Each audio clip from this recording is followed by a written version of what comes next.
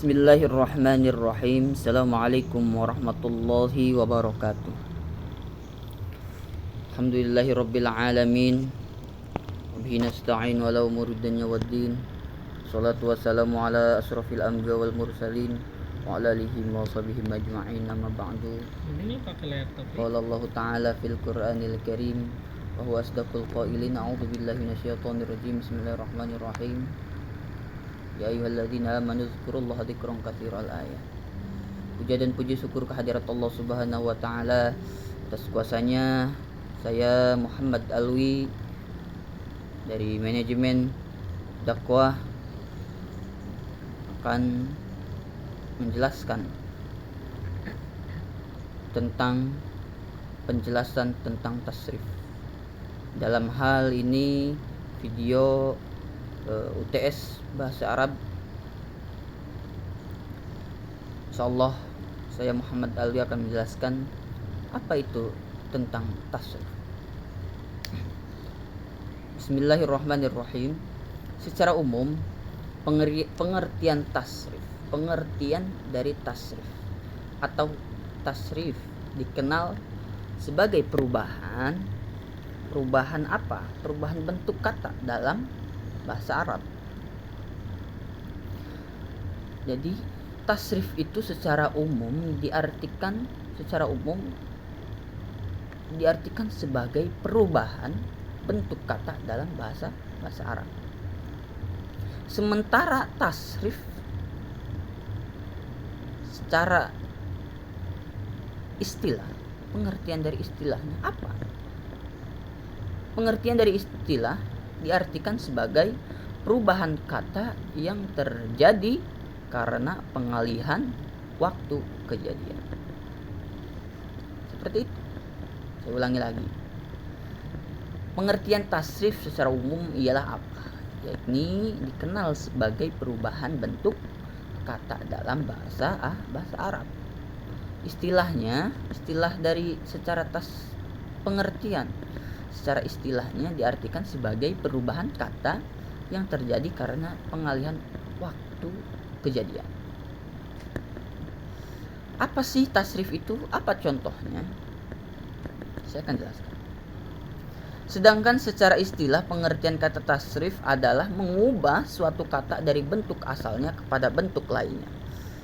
Contoh perubahan kata tersebut misalnya apa?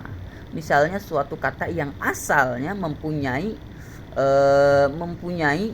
bentuk fi'il madi menjadi suatu fi'il mudhari, masdar, isim fa'il, isim maf'ul dan lain sebagainya. Next. Tasrif dibagi menjadi berapa? Tasrif itu menjadi berapa emang? Tasrif itu terbagi menjadi berapa? Menjadi dua. Apa? Tasrif lughawi. Tasrif lughawi terdiri dari dua jenis, yakni muzakkar dan muannas. Kata gantinya terdiri dari ghaib, khitab dan takallum. Sedangkan jumlahnya terdiri dari mufrad, tasniyah dan jamak atau isim. Tasrif berkaitan dengan apa aja? Tasrif berkaitan dengan apa saja? Banyak yang bertanya seperti itu. Sedangkan mengurus istilah terminologi, tasrif adalah mengubah bentuk asal kepada bentuk lainnya untuk mencapai arti yang dikehendaki. Dan hanya bisa dicapai dengan adanya perubahan. Perubahan apa? Perubahan maksudnya mengubah kata dari fi'il madi menjadi fi'il mudhari atau isim masdar atau fa'il atau maf'ul dan lain sebagainya. Apa sih perbedaannya? Kan ada tasrif dan ilmu sorof. Ilmu sorof atau tasrif adalah ilmu yang menjelaskan tata cara mengubah suatu kalimah dari satu bentuk ke bentuk lain dengan maksud menghasilkan makna yang berbeda-beda. balik lagi, kenapa dinamakan tasrif istilah?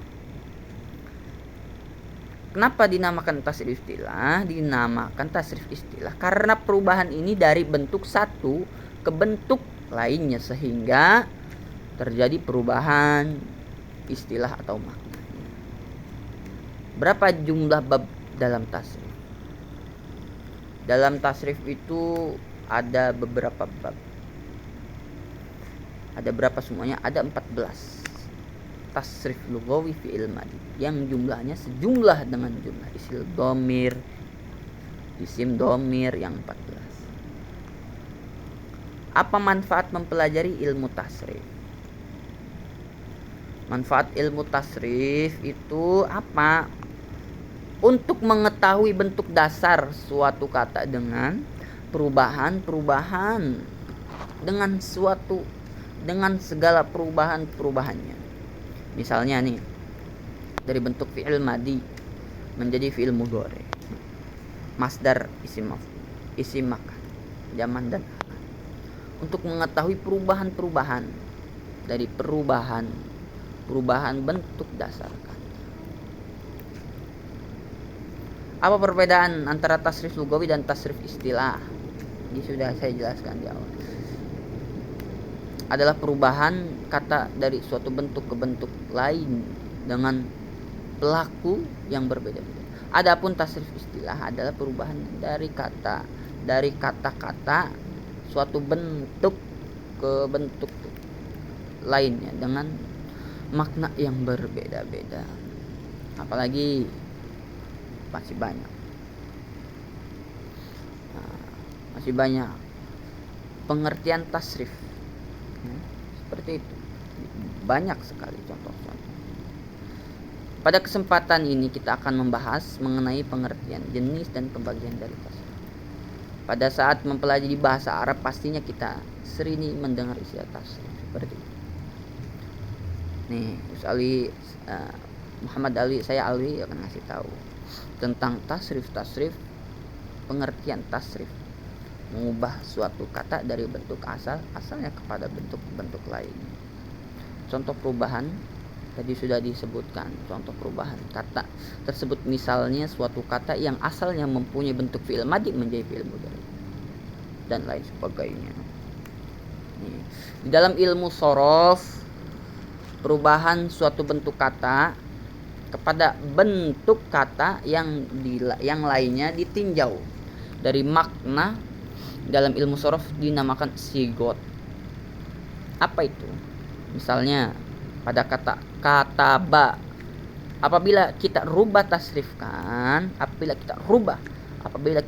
tasrifkan kepada bentuk-bentuk lainnya seperti dapat dihasilkan makna lain sebagainya. Seperti apa? Kataba yaktubu, uktub, katibun, maktubun. Apa itu kataba? Kataba itu untuk dia. Siapa? Laki-laki. Yaktaba, kalau yaktaba itu untuk siapa? Untuk laki-laki. Masam. Uktub, tulis. Katibun, penulis. Maktubun, tulisan. Maktabun apa? Meja. Beda-beda. Setelah pembahasan mengenai tasrif, pengertian tasrif, selanjutnya kita membahas apa mengenai pembagian tasrif. Lugawi pertama yang tadi sudah dibaca. Suatu perubahan yang didasarkan pada jumlah dan jenis pelakunya. Seperti perubahan sebuah kata benda tunggal menjadi kata benda berjumlah ada, menjadi berjumlah dua, menjadi kata benda jama' dan sebagainya. Sehingga secara pengertian tasrif merupakan suatu perubahan bentuk kata pada suatu sigot dari ghaib ke muktahab ke mutakallim, muktahab ke mutakallim, dari mufrad ke musanna ke jama' dan dari muzakkar ke muannas. Contohnya yang saya pernah diajari, dhamir huwa, huma, hum, hiya, huma, hunna, anta, antuma, antum, anti, antuma, antunna, ana, nahnu. Next, tasrif istilah. Tadi di awal sudah dijelaskan istilah. Apa? Suatu perubahan kata dari suatu bentuk ke bentuk lainnya. Dengan makna apa? Makna yang berbeda-beda. Contohnya apa? Isim alat. Apa? Mif'alun, min sorud. Isim makan atau isim zaman. Maf'alun, maf'alun, mansorun. Apalagi fi'il nahi. Fi'il nahi itu fa'ala nahi. Fi'il nahi la taf'ul, la tansur. Fi'il amar af'ul, af'ul, unsur, dan sebagainya. Itu. Jadi kegunaan ilmu tasrif kita apa, buat apa kita belajar, yakni biar supaya kita tahu apa, untuk mengetahui bentuk-bentuk dasar suatu kata dengan segala perubahan-perubahan. Seperti itu. Cukup sekian. Bila ada kesalahan itu dari saya, dari kelebihan itu dari Allah Subhanahu wa taala. Seperti itu. Cukup sekian dari saya, kurang lebihnya mohon maaf. Assalamualaikum warahmatullahi wabarakatuh.